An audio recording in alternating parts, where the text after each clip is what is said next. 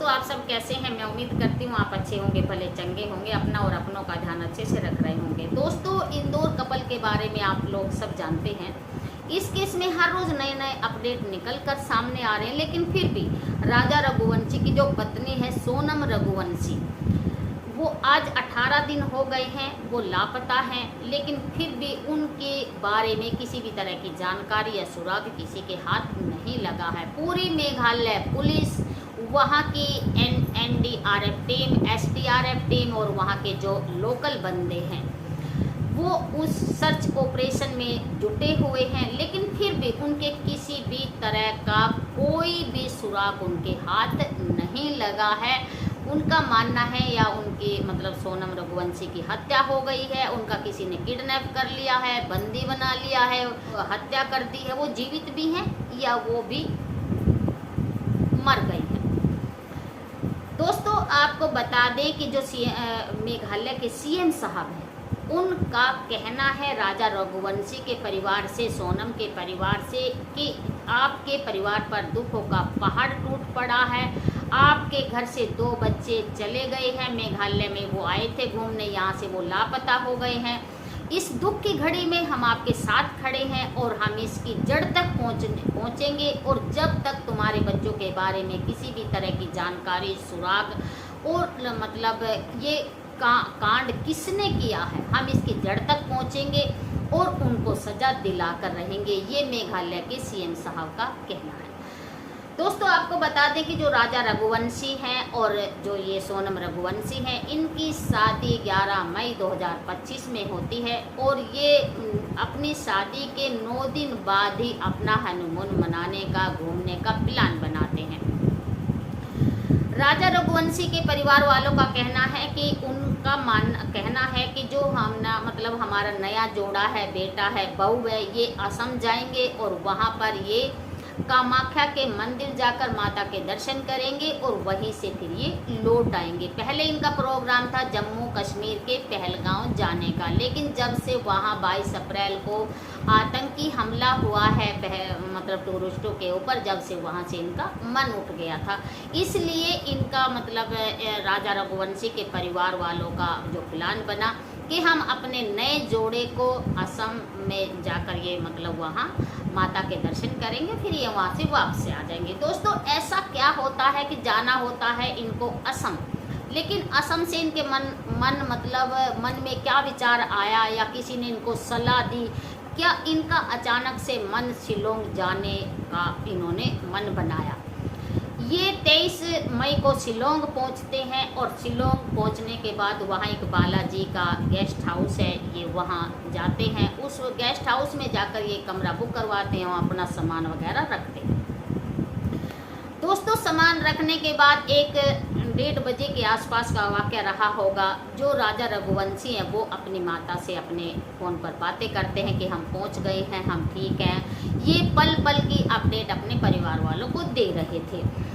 दोस्तों, राजा रघुवंशी की जो माँ है उस दिन एकादशी होती है, वो फलार बना रही होती है। फलार बनाते बनाते उनको अपनी सोनम रघुवंशी जो उनकी छोटी बहू है उनकी याद आती कि आज तो मेरी बहू का भी व्रत है, उसने रखा है या नहीं रखा है। वो फलार बनाते बनाते अपनी सोनम रघुवंशी जो उनकी छोटी बहू है उनको फ़ोन मिला देती है और कहती है कि तुम्हारा भी तो आज व्रत है। सोनम जवाब में अपनी सास से कहती है, हाँ माँ, मैं अपने हनीमून के चक्कर में अपना मैं जो 11 का व्रत है इसको नहीं तोड़ूंगी। सास अपनी बहू से कहती है कि वहाँ कुछ खाने पीने का सामान मिले तो अपना खा पी लेना, लेकिन अपना भी ध्यान रखना और अपने व्रत वगैरह का भी ध्यान रखना। सोनम अपने जवाब में कहती है, माँ, पहाड़ी इलाका होने के कारण यहाँ किसी भी तरह का कोई रेहड़ी या फ्रूट वगैरह नहीं है, यहाँ सिर्फ एक केले की जो रेहड़ी है वो दिखाई दे रही है, मैं उससे लेकर खा लूँगी। सोनम की सास अपनी बहू से कहती है कि यहाँ मतलब कॉफ़ी या दूध वगैरह का कोई बंदोबस्त हो जाए तो उसको भी ले लेना और अपना ध्यान रखना और आपस में अपना जो इंजॉय है वो करते रहना। और जो जहाँ भी आप जाओ वहाँ के फ़ोटोग्राफ, वहाँ की वीडियो और हर पल पल की अपडेट हमसे देते रहना। ये जो सास और बहू में बातें हो रही थी।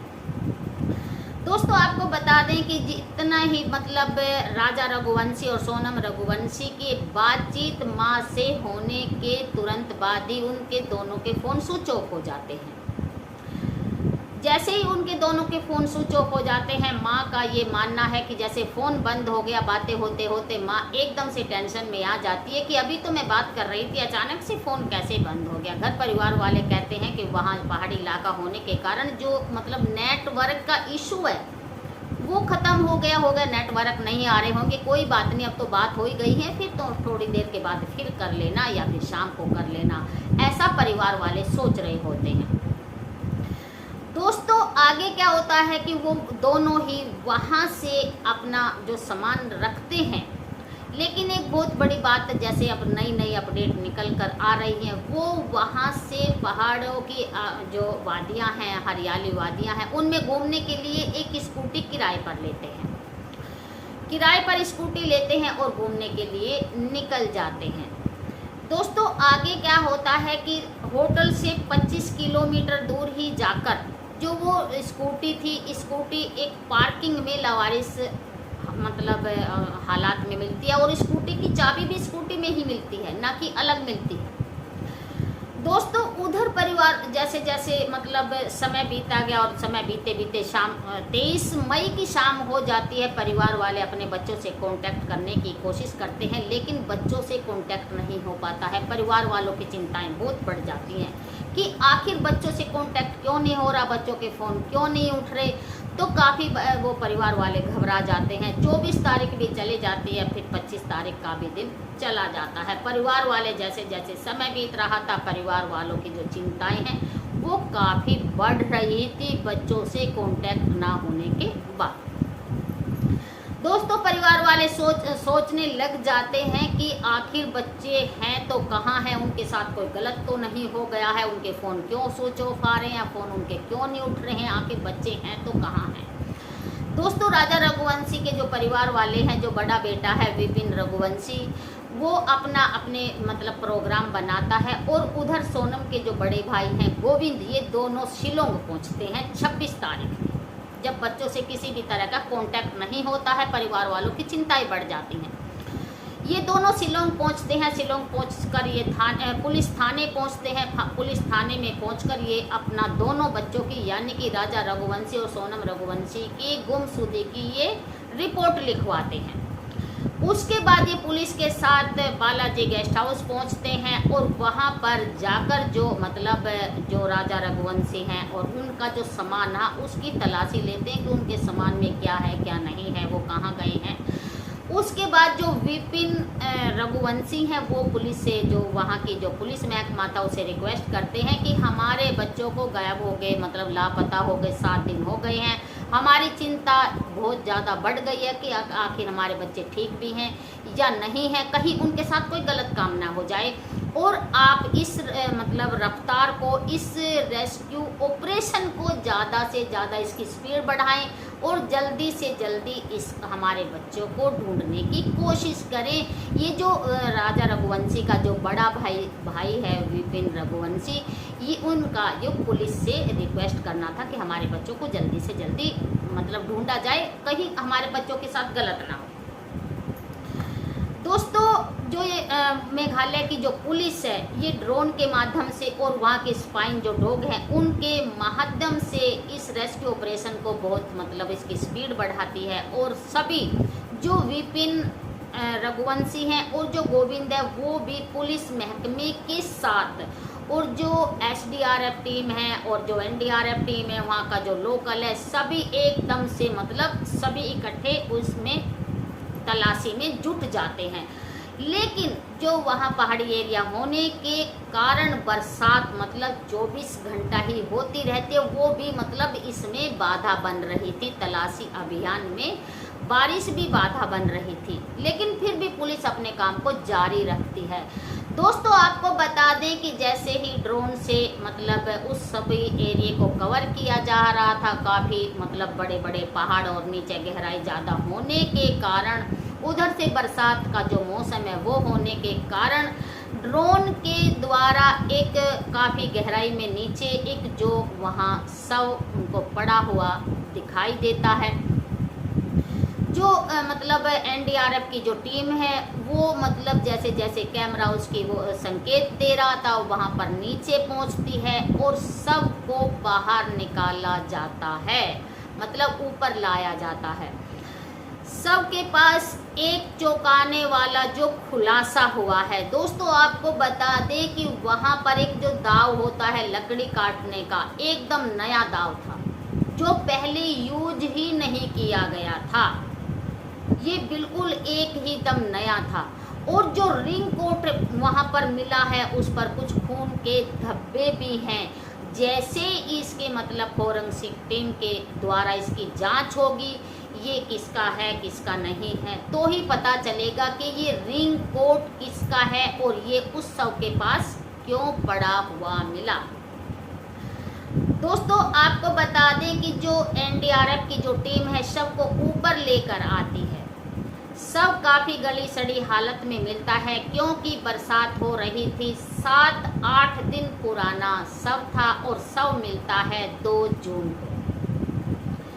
तब उन शव की जांच की जाती है, ये कौन है, किसका शव है किसका नहीं है। तो उसके हाथ पर एक जो मतलब टैटू बना हुआ था जिस पर राजा लिखा हुआ था, राजा रघुवंशी लिखा हुआ था। उस राजा रघुवंशी का जो टैटू है उसे देखकर जो विपिन रघुवंशी हैं एकदम से दहाड़ देकर वो मतलब रो पड़ते हैं कि ये जो शव है ये मेरे भाई राजा रघुवंशी का।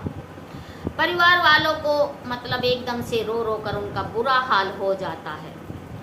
लेकिन फिर जैसे ही राजा रघुवंशी के शव को पहचान हो जाती है तो उसके बाद जो परिवार वाले हैं, पुलिस महकमा है, वो सोनम रघुवंशी के बारे में पूछना चालू कर देती हैं कि आखिर सोनम रघुवंशी कहाँ है। राजा रघुवंशी का शव मिल चुका है लेकिन सोनम रघुवंशी कहाँ है, क्या वो जीवित भी हैं या वो भी कहीं इधर किधर मतलब इसी हालत में मिलेगी। फिर सोनम रघुवंशी की जांच शुरू हो जाती है, उनको तलाशा जाता है। दोस्तों आपको बता दें कि जो 4 जून 2025 को राजा रघुवंशी का जो शव है वो इंदौर उनके घर पर लाया जाता है और जो रिश्तेदार हैं, गांव मोहल्ला है, पूरा भीड़ का जो हजूम है एकदम इकट्ठा हो जाता है। घर वालों का रो रो कर बुरा हाल हो जाता है। इस दर्द को वो ही मतलब जान सकता है जिसके घर से मतलब बेटा चला गया है और बहू का अभी तक कोई पता नहीं, बहू लापता है। तो घर वालों का रो रो कर बहुत ही बुरा हाल है। दोस्तों आपको बता दें कि जैसे ही मतलब राजा रघुवंशी का दाह संस्कार किया जाता है, अब राजा रघुवंशी के जो परिवार वाले हैं, सोनम के परिवार वाले हैं, वो मतलब मेघालय की जो सरकार है उनसे हाथ जोड़कर रिक्वेस्ट करते हैं, हमने अपना एक बेटा खो दिया है, हम अपनी बेटी यानी कि बहू को नहीं खोना चाहते।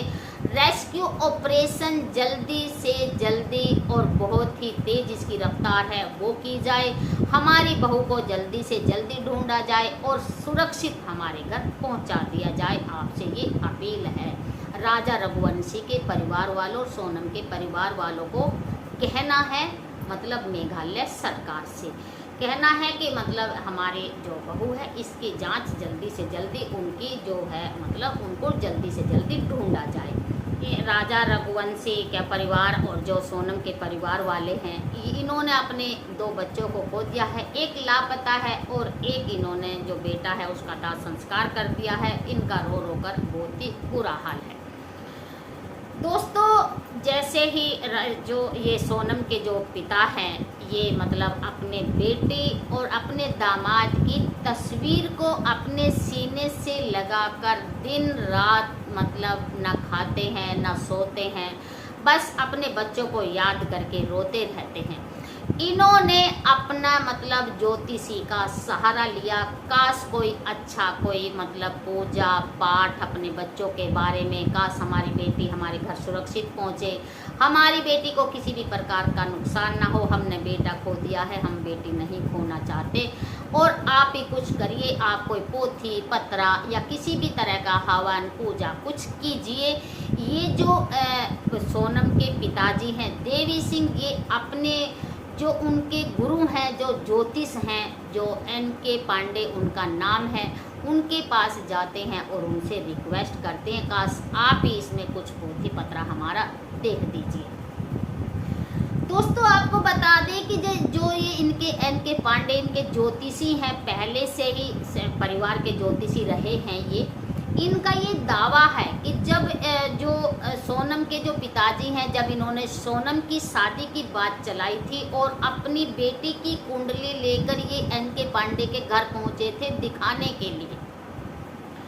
दोस्तों आगे क्या होता है कि पहले तो सोनम और राजा रघुवंशी की शादी 16 मई 2025 की तय हुई थी, लेकिन आखिर ऐसा NK पांडे ने इसमें क्या बदलाव कर दिया कि कहाँ तो 16 की थी, कहाँ 11 मई की इनकी शादी को तय कर दिया। उसके बाद जो है इन्होंने मतलब NK जो पांडे हैं, इन्होंने 12 तारीख में लिखितम भी दिया था। शादी के बाद सोनम के जो पिताजी देवी सिंह है, इनको दिया था, रिटर्न में दिया था कि ठीक है शादी तो तुमने बेटी की कर दी, लेकिन बेटी की जो विदाई होगी, बेटी ससुराल में जाएगी, ये 31 तारीख को 1 बजे से 5 बजे के बीच में जाएगी। ना तो सुबह जाएगी, ना शाम को जाएगी, ना दिन में इनकी विदाई होगी। ये बाकायदा लिखितम दिया था NK पांडे ने देवी सिंह को।